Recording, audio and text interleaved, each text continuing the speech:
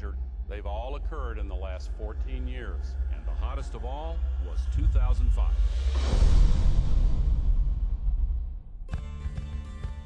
Scientific consensus is that we are causing global warming.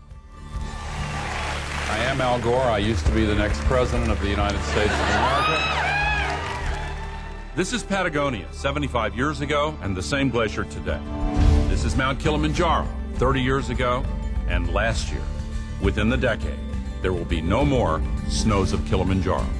This is really not a political issue so much as a moral issue.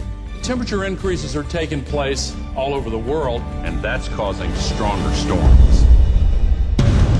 This is the biggest crisis in the history of this country. Early this morning, Hurricane Katrina slammed into New Orleans.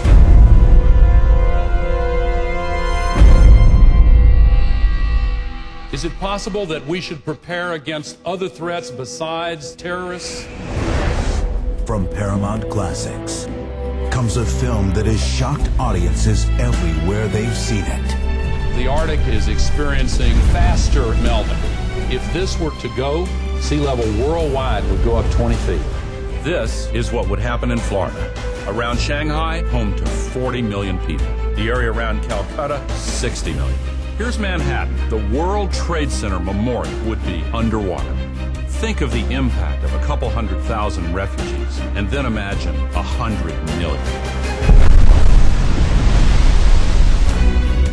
We have to act together to solve this global crisis.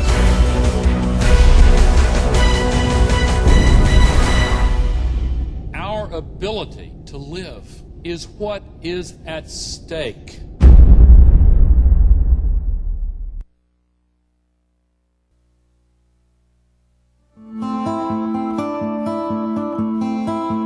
More than that, it's so encouraging. I want to welcome you all. This is pretty scary stuff. Now, after seeing it myself, I have to say I feel an even more dramatic sense of commitment, both professionally and personally, to spreading the word, to changing the way that I live my life, and to making a difference, and that's something that we can all do together.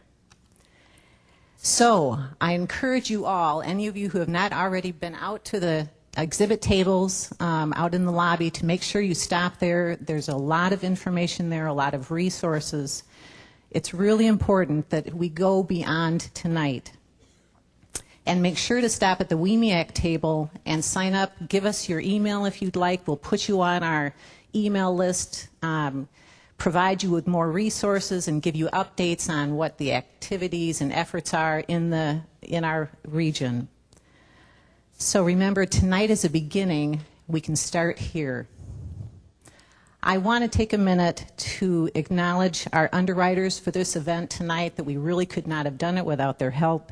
So our many thanks go out to the Grand Rapids Press, the Grand Rapids Community Foundation, John Hunting, Mayor George Hartwell's Environmental Advisory Council, the Wegge Foundation, and the West Michigan Sustainable Business Forum.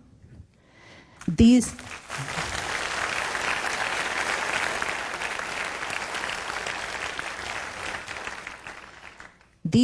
individuals and organizations have done so much and continue to do so much to protect and improve the quality of our communities, and we want you to know how much we appreciate that. So I also want to take a moment to thank our hosts again, which is West Michigan Environmental Action Council, the Center for Environmental Study, the C.A. Frost Environmental Science Academy, and Lokes Theaters. I guess I didn't introduce myself. I am Lisa Locke. I am the Associate Director at West Michigan Environmental Action Council. And now I would like to introduce our moderator for the evening. I promised him I'd keep it short and sweet. Mike Lloyd is the editor of the Grand Rapids Press.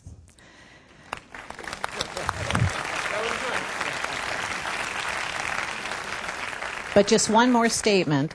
Obviously, the importance of the role of the press in encouraging community dialogue, in keeping us informed, stimulated, challenged, comforted, and incensed cannot be underestimated. We greatly appreciate their support of this evening's event. Thank you.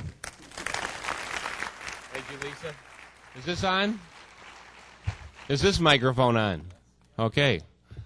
I was going to suggest you take a deep breath, but I'm not sure that's appropriate anymore after looking at the smokestacks. Whether we're Democrats or Republicans, press subscribers, or the unenlightened, we are all citizens of this planet, and we share responsibility and culpability for its condition. And you are here, living, breathing stakeholders, and because of the West Michigan Environmental Action Council. That's the key word. So tonight we're going to talk about our global home, and it is my honor and privilege to introduce to you 5 varied experts, panelists with different outlooks, who will make opening statements after I very briefly introduce them, and then we'll take on your questions as we try to figure out what the hell do we do next. Okay, so starting from my left, we have Dr. Steve Bauma. I got it right, didn't I? No, I didn't. It's Boma. I'll get there. Boma Prediger, professor of religion at Hope College, and he's written several books linking theology and ecology. His latest is For the Beauty of the Earth, a Christian Vision for Creation Care. He sees no debate at all. The greenhouse effect is real, and he talks about what is a Christian's responsibility to do something about it. The bracelet is, what would Jesus drive? Do you want to make a comment now, Steve? No, I'll wait, thanks. You'll wait, okay. Next to him is Dr. Natasha Andronova, a research scientist studying the Earth's climate at the University of Michigan. And she's developed a global systems approach. Gore talked about that, an approach to studying the confluence of climate and chemistry and how the involvement of man is affecting the planet's ecology. The question is, does our planet, over long periods of time, thousands and thousands of years, regulate itself, or did it do that before we came along? Mark LaCroix is Vice President of Global Sustainability with Interface Fabrics. And he's also served as President of the West Michigan Sustainable Business Forum for more than a decade. His company, which manufactures commercial carpet and interior fabrics, has been committed to becoming the world's first totally sustainable corporation, building an environmental equilibrium into its manufacturing operations. Mark? Reverend George Hartwell calls himself the sustainability mayor. I think that has to do with re-election. Works for me. He's been involved in global warming issues, in air quality, renewable energy, and particularly public transportation, the rapid and its improved service. A lot of the credit for that goes to him. Is it possible that bureaucracy in government can lead us to a better environment? You can answer that one. Lisa Oliver King is Executive Director of Our Kitchen Table, a nonprofit social justice organization currently working on neighborhood projects, trying to help us relate air quality and urban gardens and energy conservation to little things in our neighborhood. They're showing us what we can do. So, the next step is each of you can make a little statement, or a big statement, or a global statement about what we should do.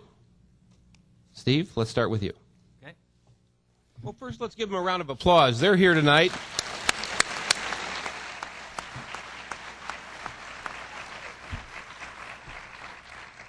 Can you hear? Is the mic on? Way in the back, yes? Okay, great, thank you. As Mike said, in my view, there's no debate. The scientific evidence is in. The greenhouse effect is real. Greenhouse gases have been rising for many decades, and we humans are a major cause. Global warming is for real, and its many negative consequences are increasingly evident. Bill McKibben, 2 years ago in the article in Sojourners magazine. Even with our current increase of 1 degree Fahrenheit, every major glacial system on Earth is melting. The seasons are shifting radically, and both drought and deluge are on the increase, dramatically in evidence in the film. 5 degrees, by no means the worst-case scenario, would literally be the largest change humans have ever made to the planet, and the largest change humans have ever faced. Those living on the margins would, of course, be affected the worst. Many credible estimates suggest that the number of environmental refugees in this century will outnumber the political refugees of the bloody century we just endured, the 20th century. In the rest of creation, an extinction crisis at least as bad as the last time a major asteroid hit, some 90 million years ago, except that this time the asteroid is us." End quote. To quote climate expert Wally Broker, we've been treating the greenhouse effect as, quote, "a cocktail hour curiosity," when instead we should view it as a threat to human beings and wildlife. End quote. The climate system, to use Broker's memorable metaphor, is like a capricious beast, and we are foolishly poking it with a sharp stick. The real question, I think, is this: what can and what should you and I do about it? And for people of faith, the answer is clear. In religious traditions of all sorts, Jewish, Christian, Muslim, Buddhist, Confucian, Native American, take your pick, there is a common concern to care for our home planet. These are only 3 books in a series of 10 published by Harvard University Press. These are the books on Christianity, Islam, and Judaism. There are also volumes on Taoism, Confucianism, Islam, Native American religions, you name it. The resources are considerable among the religions of the world for dealing with this issue.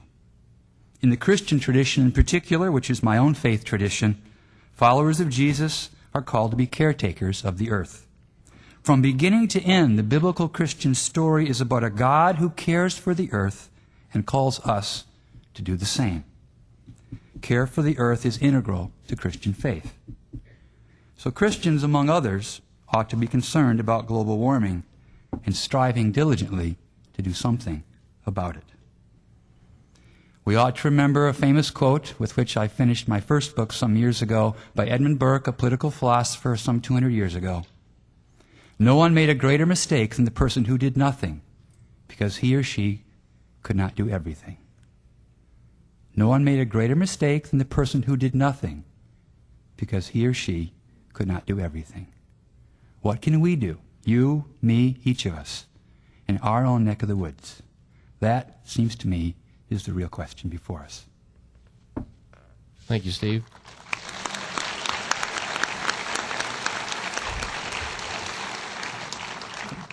Natasha, is he right? Is global warming a fact? Or does the system take care of itself over time? Well, may I stand up? I would like to welcome you all. Thank you for coming here. And I study climate for all my scientific career.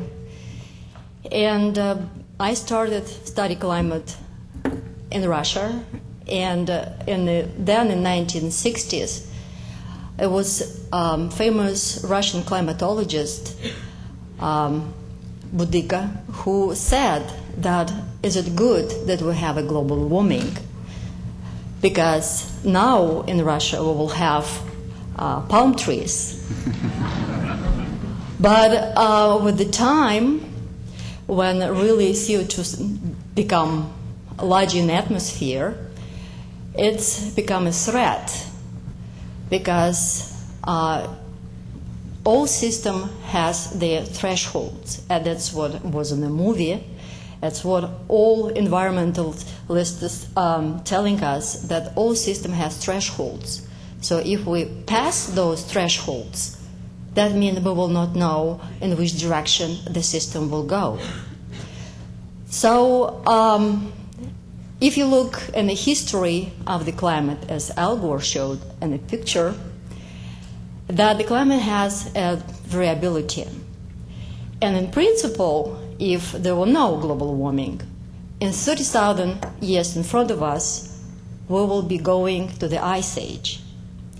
But the problem is that we somehow reversing the way of our climate system going. So as Alan Gore showed in the slides, and almost everything what he said is scientifically correct, then we will not know which way the world will go. And this is really, really scary. And the question is it too late? But I think it's never too late. It depends our conscience, it depends how much money the country has and how much money the country wants to put in that particular problem. So I think we have a future. Thank you.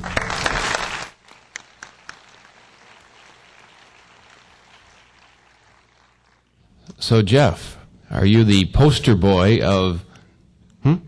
Mark. I don't want to call you Jeff. I have it down as Mark. I had a dog named Jeff once. That may be it. I have a son-in-law named Jeff. That was really... Mark, that was really a nice dog. Yeah, a great dog. Yeah. Tilly, yeah. I'm sorry. Anyway, your company is kind of out there as a poster child of what we can do. How did that happen, and how do I learn from it for my company? Well, one of the things I wanted to bring up in your short introduction, just a little correction. No one is lucky enough to be president of the West Michigan Sustainable Business Forum for 10 years. You only get to do that for one year at a time. And our new president, Kelly Losey from Cascade Engineering, Cascade, is sitting right over here. I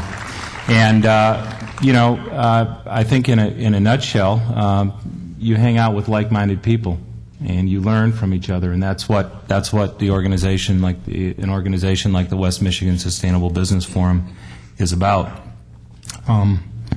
My task here today was to make the business case for addressing these issues, and as I thought about that, over the past couple of weeks, suddenly at slightly before 3 a.m. this Monday morning, I was shown 7 pounds and 1 ounce of pure business case with the birth of my first grandchild. So that says it all. But for me, the mayor always talks about his grandkids, so I had to work that in, knowing he was going to be here. But for me, it really begins with a basic premise about commerce, and that is that commerce is the most pervasive and powerful entity on the planet, especially in an age of globalization. We've all seen, religion and governments are very fragmented, and there's a lot of issues. That premise also continues that commerce is primarily responsible for the environmental degradation that we've experienced. And therefore, we should use commerce to leverage solutions to that problem, market-based solutions. That's what sustainable business is all about. We've heard a lot about the science. I'm not going to go into that, but just a couple of quick points. First off, reducing, we talk about greenhouse gas emissions and other sustainability efforts, but reducing greenhouse gas emissions makes sense from a pure business perspective. Reducing carbon is almost always synonymous with reducing cost, or as Amory Lovins likes to say, efficiency is cheaper than fuel.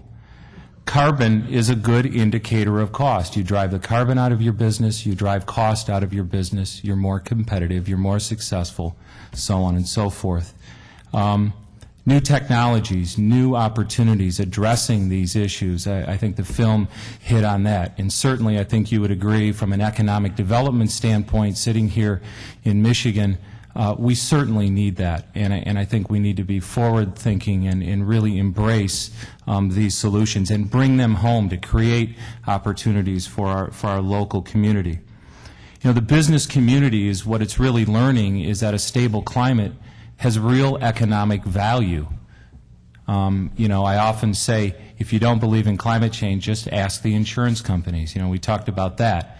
They'll tell you. Swiss Re, the largest reinsurer in the world, those are the insurance companies that insure. The insurance companies handle the really big bills. They're having very interesting conversations with the naysayers out there. I won't name names, but they're saying basically, okay, you don't think climate change is a problem, and you're putting your stockholders' assets on the line, then you won't mind if we exclude coverage for any liability or penalties related to climate change. Okay? So there's real risk out there for businesses that don't address this. The extreme spike in shareholder resolutions demanding that companies address the climate policy and put climate policy in place to address these risk factors. And large numbers of companies are getting it. I disagree. I'm a very hopeful person. You look at GE with Eco-Imagination, DuPont, Alcoa, BP. You can go down the list. There's a lot of very positive initiatives going on, and a lot more is going to have to be done. Even Walmart has come out of the closet and started to address this issue. And as the world's largest company, I'd rather help them than fight them. There are many who believe we are at a tipping point, that this thing is really getting traction. I see it every day, and one of the things I often point to is, the next time you're in Schuler's books, just go to the magazine rack, look at all the mainstream magazines that are featuring articles and stories on the environment, on sustainability. The public perception is certainly tipping. People are beginning to understand this enormously complex issue. And companies that do address this are often the recipients of enormous goodwill. I can tell you from personal experience in our company that is certainly the case. We believe business can do well by doing good. So I just want to close my comments with a quote from those environmental wackos at Fortune magazine. Most scientists recognize the reality of global warming more than a decade ago. Most agree that humans play a role in the changes. The consensus on climate change has solidified to rival the medical consensus on the dangers of smoking. Even in the face of this overwhelming consensus, there are skeptics. Science has weighed in, so I simply ask the skeptics to weigh in as well and tell me, what is the business case for double glazing the planet? I don't get it. And while you're talking about the cost of preventing global warming, the cost of taking action, a fair cost-benefit analysis demands that you address the cost of not preventing it from a business perspective.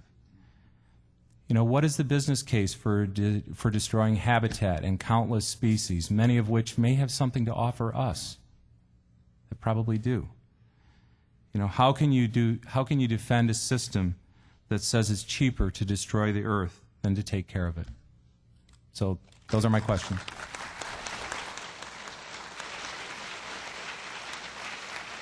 Thank you, Mark. Mr. Mayor? Thank you, Michael. Let me first say that I'm the least qualified to sit at this table and talk to you about global warming this evening. Perhaps what I make up, or what I lack in expertise, I make up in passion on this issue, though, and maybe that's the definition of a politician in the end. I spent 3 days with Al Gore in Sundance, Utah last July, and saw this presentation that was included in the film tonight at that conference with 45 other mayors, a conference on climate protection. I went to that conference as the mayor of the 168th city to sign on to the U.S. Conference of Mayors Climate Protection Agreement. And I went with a unanimous vote from the Grand Rapids City Commission. I think the only unanimous vote I've had in 3 years on the commission.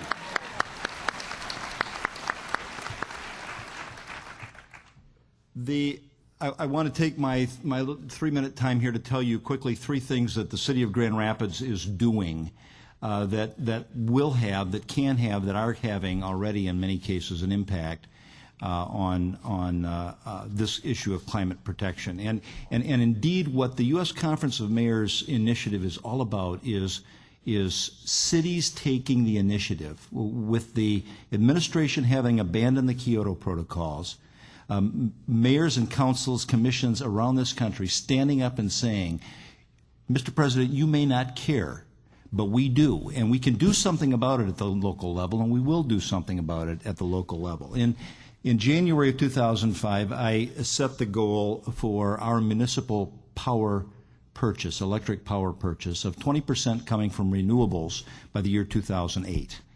We are well on our way to achieving that goal. We're working in both wind energy, working with Rich Vanderveen in the 4th row here, Mackinac Power on wind energy project.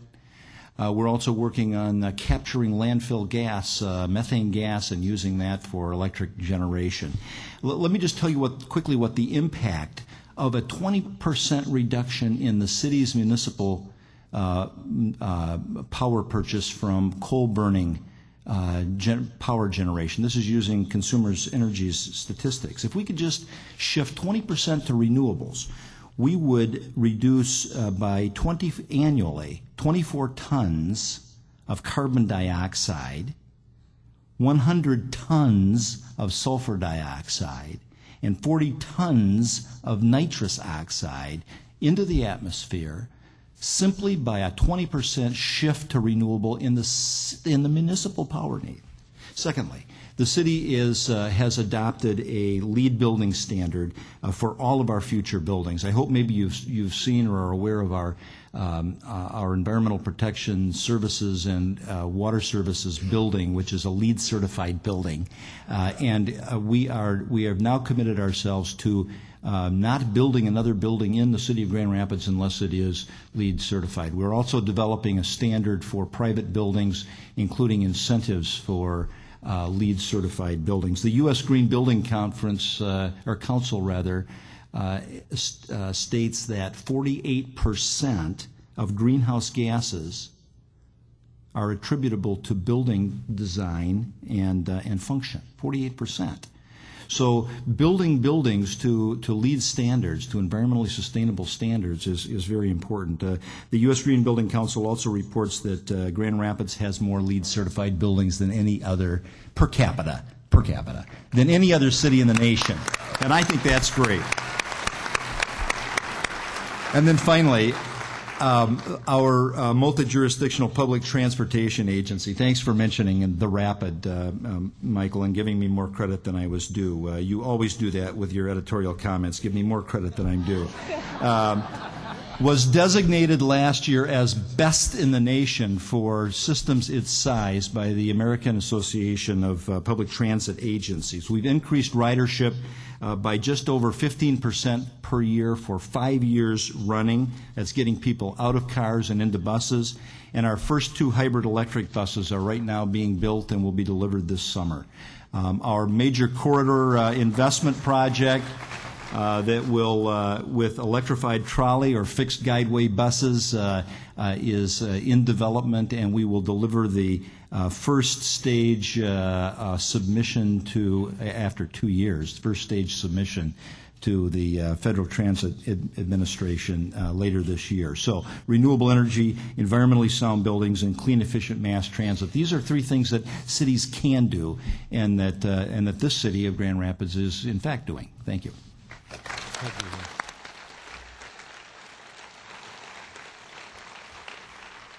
Okay, Lisa, bring it home to me. Okay. The mayor is wrong. Well, I won't say he's wrong, but I am The second least qualified to be at this table. I am honored by Lisa to be asked to be here. I come here as an individual who is attempting to take action around this issue. I come here as a parent. My husband and I have chosen to send our children to an environmental school, C.A. Frost Environmental Science Academy, so that our children can learn to be good stewards of the environment. I come here as a professional. As Mike mentioned, I started an organization called Our Kitchen Table. We do neighborhood organizing, which means we are door-to-door talking to people about pressing environmental issues that are making a difference in our life. And I also come here as an individual who, I get it. It's as simple as that. I get it. We constantly are receiving messages around what is happening to us, from seeing movies like Day After Tomorrow, seeing animation like Ice Age 2, which is talking about global warming. My daughter loves that. Constantly seeing in the press article about fish dying, mosquitoes, drought, floods. It's upon us now, and it's for us to take action. And in our household, to begin taking some action steps, not only sending our children to an environmental school for them to develop a consciousness, have a vision, and understand the importance of strategies of making a difference. We have pledged this summer to, any time that we're able to ride the bus, walk, or ride our bikes, to do that instead of driving our cars. I come to you as a person of action.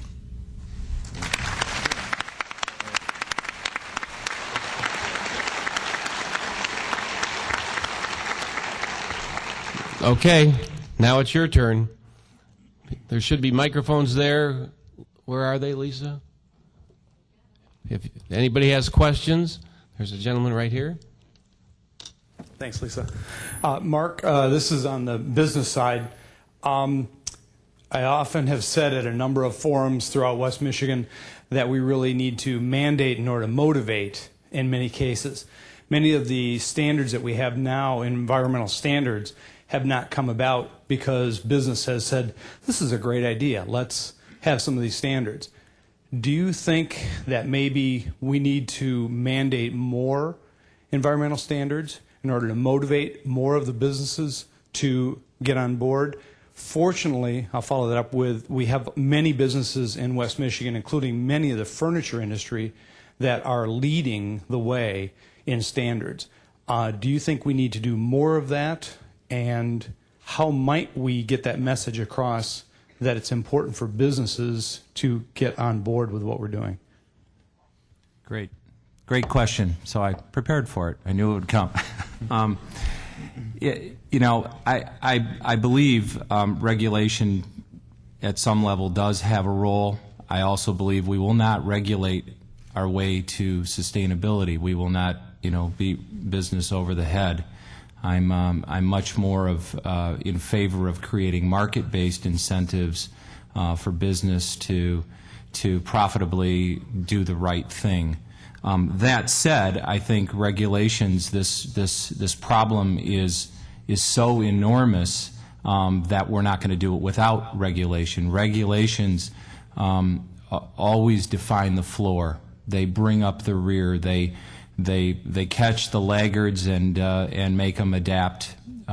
Unfortunately, with some businesses, you'll have to do that. And you hit the nail on the head. I look around the audience and I see lots of members of the West Michigan Sustainable Business Forum here, lots of big companies who I know are committed in very real ways to moving their businesses in this direction. But a regulation, it's often said, is just being as bad as the law will allow. And I think a lot of us in business are trying to move beyond regulation. When I read in the Grand Rapids Press, and yes, I'm a subscriber, so I'm informed, Mike, I knew this issue had arrived last year sometime. On the front page of the Grand Rapids Press, there was an article on a study done by an organization called Body Burden, where they basically determined that the average infant born in the U.S. Is born with detectable amounts of over 200 toxic chemicals in their body. And how are you going to get at that without some form of regulation? But I think it's it'll be a mix, but never the only solution. I think a lot more carrot and some stick. Natasha, you offered a little bit of hope. I want to ask you, if everybody in Grand Rapids parked their car and walked home and never drove again, would they notice any difference in Cleveland? Well, it depends on the wind.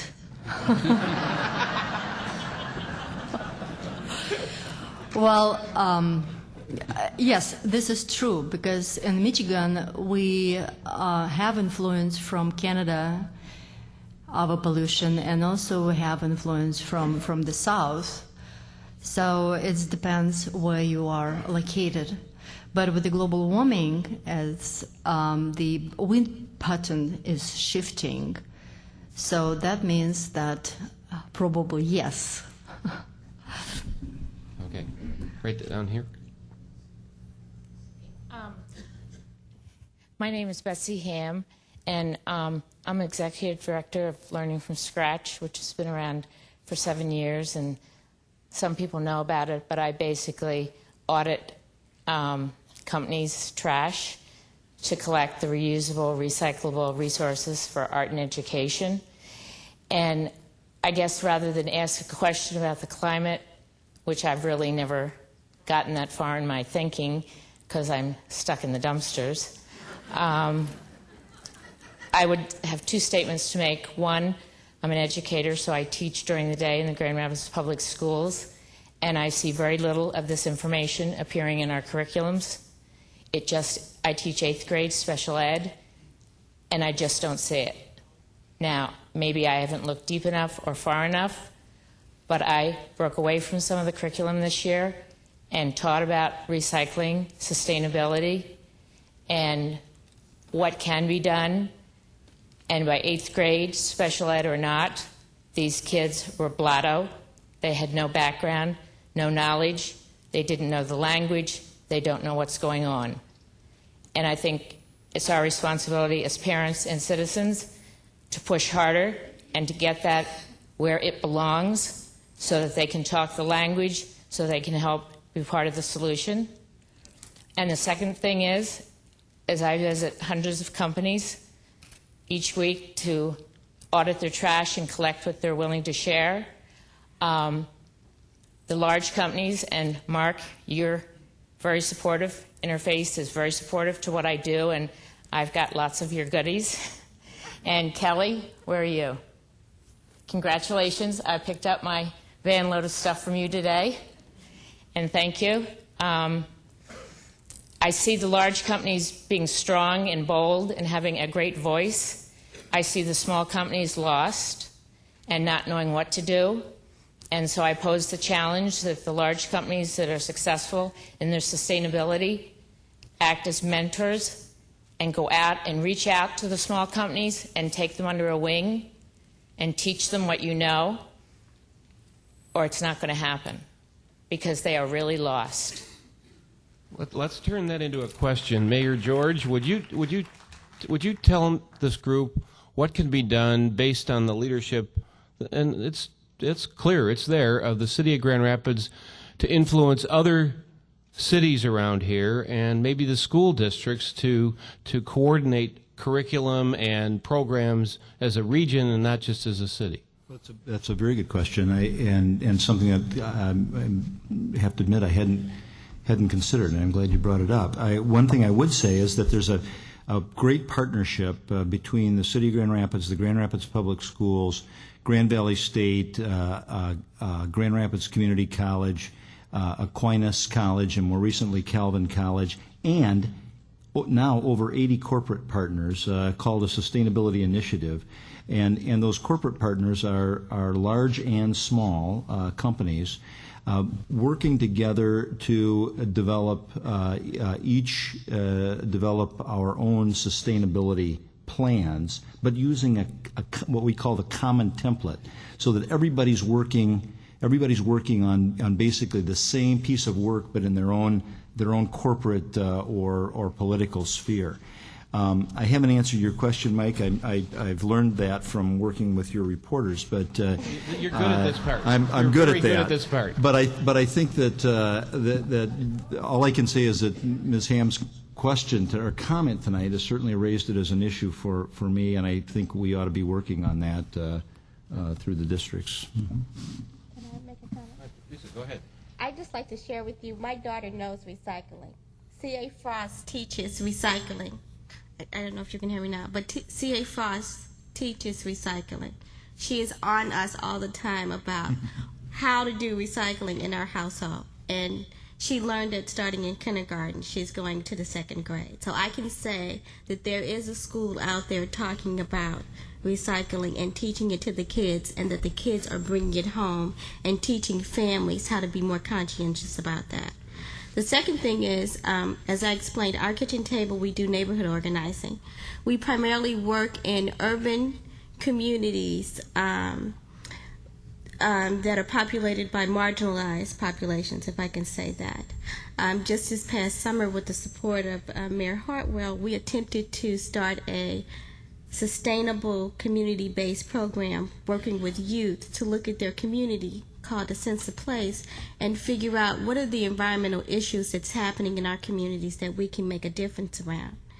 In conjunction with that, I want to say that our kitchen table, back in September of last year, we did a neighborhood summit.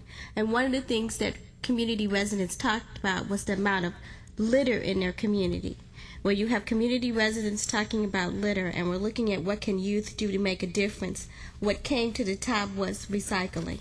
Let's go out there and teach neighbors to neighbors about recycling is free, composting, and what can we do with the rest of our garbage. So I just want to let you know that that is happening in the community, that conversation is happening in communities, and C.A. Frost is an example of a school that's practicing what it preaches. We have a question down here. Hello? Mike Lloyd made the assumption that this isn't a partisan issue. I wanted to suggest that fighting for oil in Iraq is related to this issue, and that if we don't have Republicans who are actively calling on Bush to vote for the Kyoto Treaty, including John Engler, isn't that an issue as well? Is that a partisan issue or not? For Nailers, sorry. For Nailers. Well, you know, I'm going to take that, and I'm going to ask this question of the politician on the panel, because we're going together. Question of you. I know, but I'm not a politician. Is there such a thing as a former politician, looking at the film, and do we believe that Al Gore is doing this for the planet or for the party? Oh, there's no question in my mind that this is not a Johnny-come-lately. Al Gore has been living this for his virtually his entire adult life. He feels.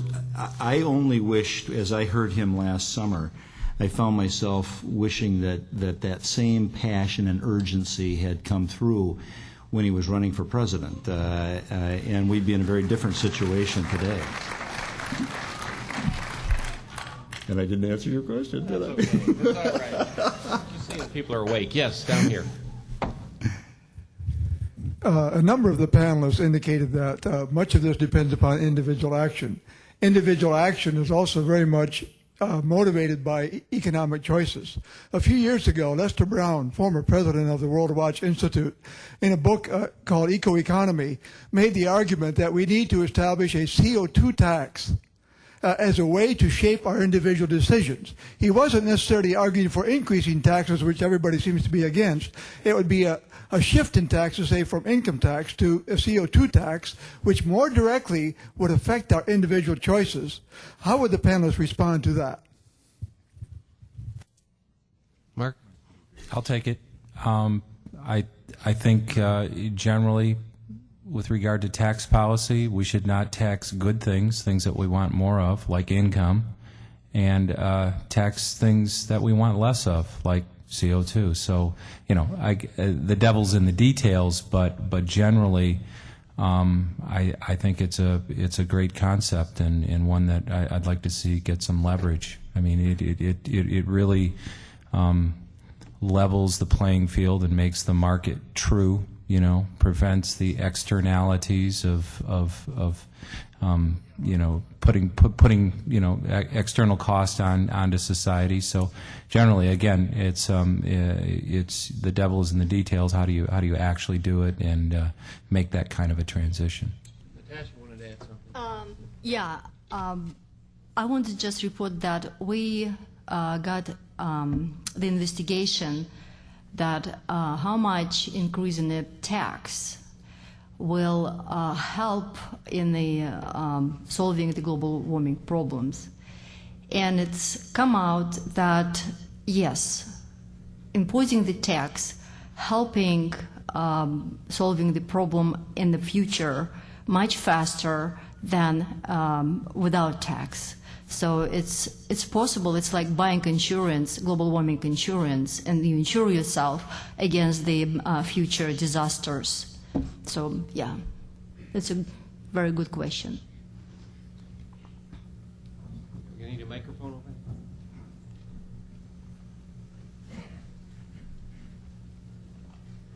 Thank you, panel. My name's Brian McKay, and I too have a passion for protecting the water and preserving the environment. I just want a short little thing.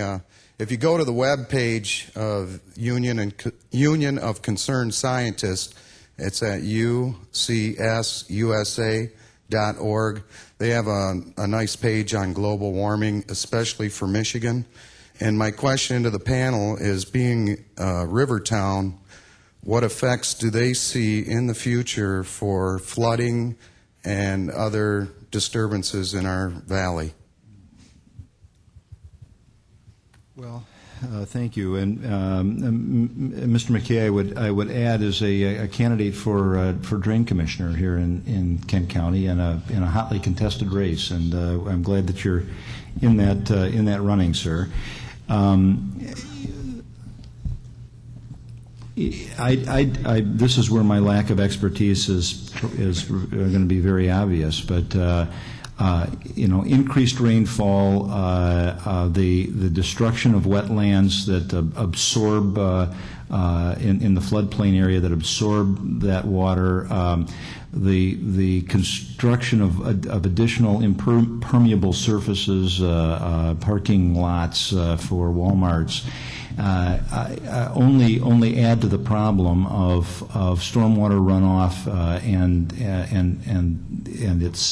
the retention issues around that, which will increase, if my simple way of thinking and understanding things, increases flooding, and we can expect more of that. There's some positive signs. The wonderful rain garden project in Grand Rapids that has generated, how many now? Who can help me with this? How many rain gardens do we have come out of that project? Somewhere between 25 and 30.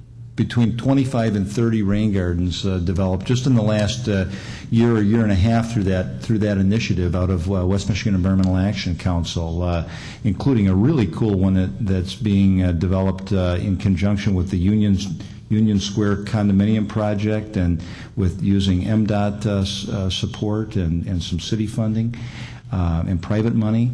So those are there's any number of buildings now with green roofs that are in our own water services building and environmental protection services that with a zero storm runoff. Those are things we can do and that we are doing, building by building, site by site, using parking surfaces that will absorb rather than shed rain water. These are all important things that you could speak to much more eloquently than I, the impact that they would have on our environment. I don't want Steve to dodge a bullet tonight and not get at least one decent question. So I'm going to ask you. There's one. No, I'm going to ask him a question. George? Quick comment on this last piece. This is a really interesting and very important study. Go to the website that was just mentioned.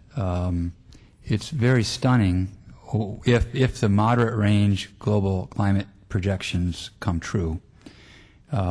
this study shows what the climate in Grand Rapids and elsewhere in southwestern Michigan will be like in 2050 and in 2090. And they take Michigan and actually move it to what it would be like. Winters like those of, and summers like those of northern Arkansas, for example. So it's a very interesting study done by actually a number of colleagues of Natalia's at the University of Michigan at the behest of the Union of Concerned Scientists. So thank you for mentioning that. Steve, you're on the panel particularly to talk about the theology and ecology convergence. And in this area, our community of churches, I would like you to discuss the moral imperative and whether or not you observe and you see that from the pulpits we're getting the message that this is a mission we should be on. Well, and that's where I think Al Gore's main point, he mentions it at least 2 or 3 times, that this ultimately is a moral issue, is very, very important. And ultimately, moral issues for most people are rooted in religious convictions and commitments of various sorts. There is a lot of progress in this regard. Perhaps you saw the New York Times full-page ad in February by the Evangelical Climate Initiative, 86 evangelical Protestant leaders in this country who made a lot of press, made the New York Times, it made Time Magazine, a number of people who are saying enough is enough, including leaders of the National Association of Evangelicals, Richard Cizek, for example, who interestingly I found out, I don't know him personally, I know a number of other folks, but it wasn't reading the Bible or studying theology, it was scuba diving in the Caribbean that really changed his mind. He learned that one of his favorite places on the planet, the second most biologically diverse ecosystem, the coral reefs, were being destroyed, largely by global warming. And in other words, he came to grieve the loss of a place he loved. And that's what was the tipping point for him, apparently, in changing his mind. That environmental issues, and particularly global warming, is a very important moral and religious issue.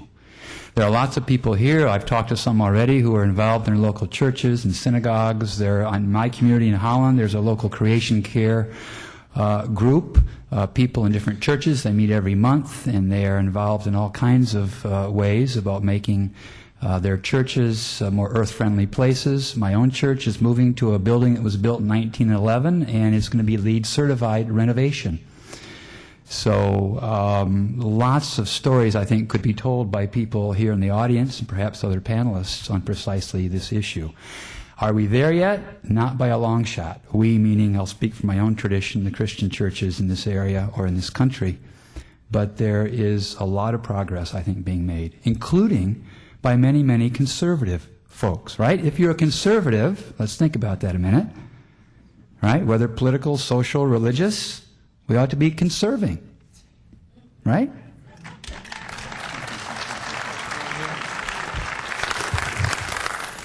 Thank you. I'm Bob Schrager. Am I holding this right? Better here? And I want to compliment everyone on their fine participation. Somebody said that this is not a partisan issue, and certainly global warming ought not to follow partisan lines.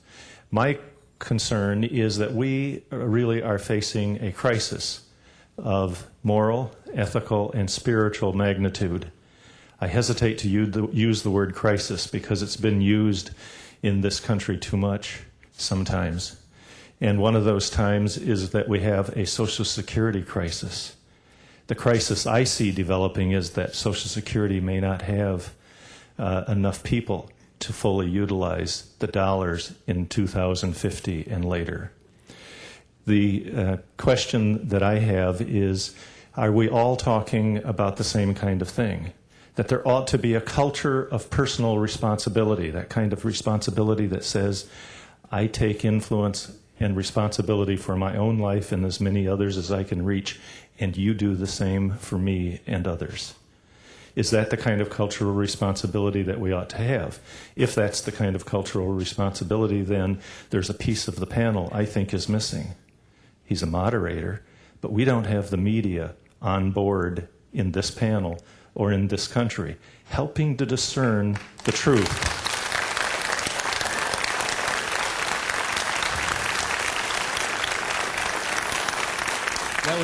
That was a statement, not a question. Well, I'm hoping that all, including the moderator, might be willing to take personal responsibility for his paper and to be a vehicle of change.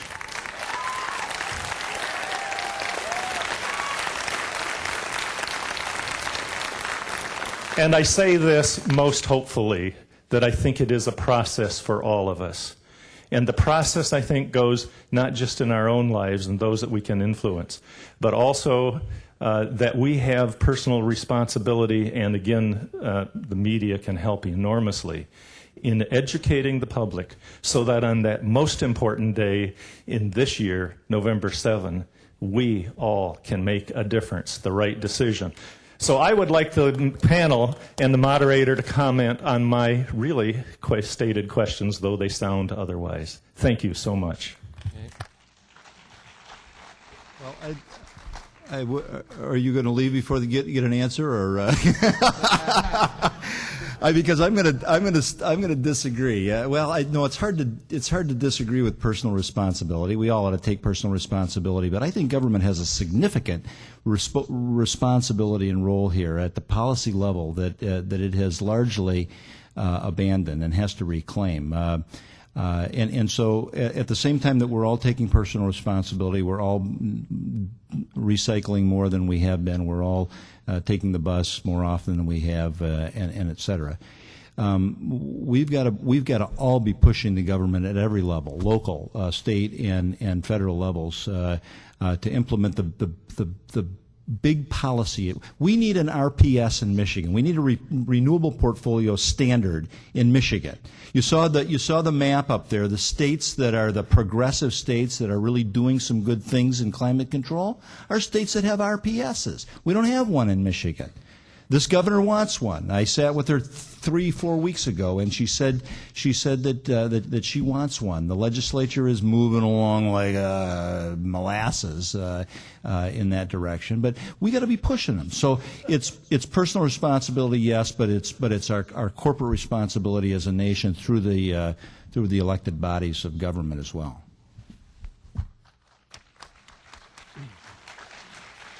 Okay, now, this is going to be like shooting fish in a barrel because I've got the microphone. But I would like to think that many of you are here because of the publicity for this event in the Grand Rapids Press. I saw out on the pages, the tables out there, pages from last Sunday's paper that had to do with environmental issues. We are sponsors of this forum for exactly the reason you're talking about, that we are going to walk the walk if we're going to talk the talk. And I cannot dispute one bit that there's more that we can do, but I would ask you this: where is TV? Okay. Anyway, it's been a wonderful night. You've been a great audience. Please thank the panel.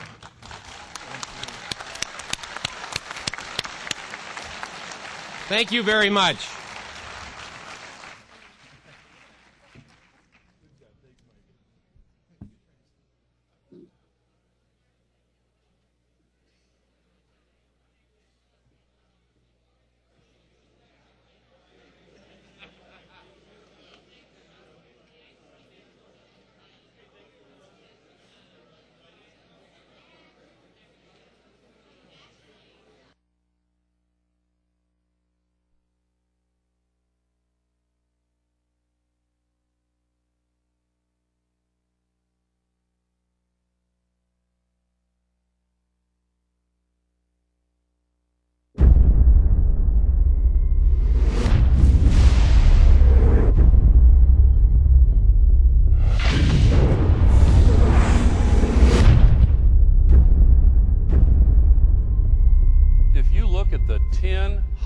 Years ever measured, they've all occurred in the last 14 years, and the hottest of all was 2005.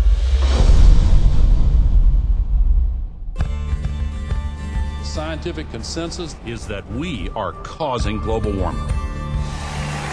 I am Al Gore. I used to be the next president of the United States of America. This is Patagonia 75 years ago, and the same glacier today. This is Mount Kilimanjaro 30 years ago.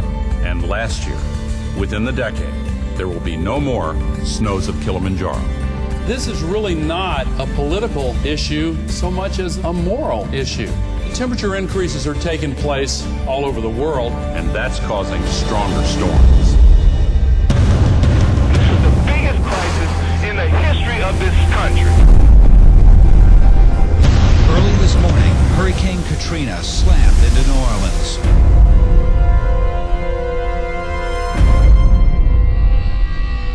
Is it possible that we should prepare against other threats besides terrorists? From Paramount Classics comes a film that has shocked audiences everywhere they've seen it. The Arctic is experiencing faster melting. If this were to go, sea level worldwide would go up 20 feet. This is what would happen in Florida. Around Shanghai, home to 40 million people. The area around Calcutta, 60 million. Here's Manhattan. The World Trade Center Memorial would be underwater. Think of the impact of a couple 100,000 refugees, and then imagine 100 million. We have to act together to solve this global crisis.